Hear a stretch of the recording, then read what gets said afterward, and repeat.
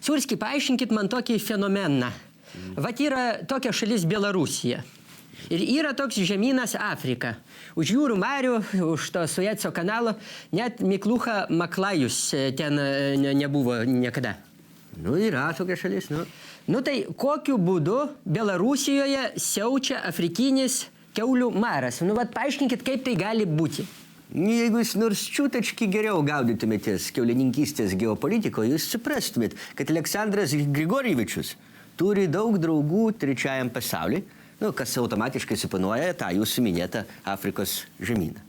Ar suprantate tą?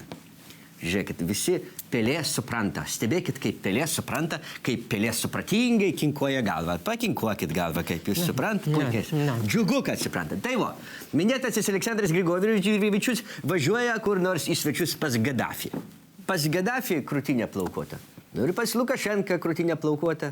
Jie susitinka, apsikabina, pasibučiuoja, pasiglėbiščiuoja. Galbūt dar ką daugiau. Ir akurat viskas, jau kaip minimum 2 dykumos blusos grįžtančiam Lukašenkai šiltai sėdi pas jį krūtinės plaukuose. Gal net ir ne tik ten. Bet tai kaip apsikrečia gyvuliai? Aiškinu toliau. Reiškia, grįžęs namo Lukašenka nuveina į kiaulių fermą patikrinti, kaip vykdomas kiaulių svorio prieauglis. Sutinka tenai savo mylimą kuilį, su juo pasisveikina, apsiglėbišuoja, patrina už ausyčių, reiškia, apsikabinę, o pas kuilį krūtinę plaukuotą, o pas Lukašenką irgi plaukuotą. Ir tos 2 mano prieš tai minėtos blusos iš dykumos su Maro spirochetom peršoka nuo Lukašenkos krūtinės kuiliui ant krūtinės plaukų. Štai jums ir Maras. Štai jums ir užkrato šaltinis.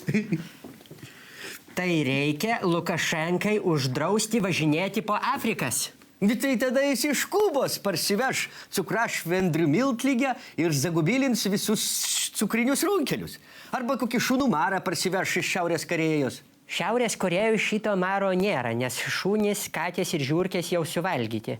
Ir šiaip ten žmonės nieko neserga, nes valgo tik tai vandenį ir ryžius.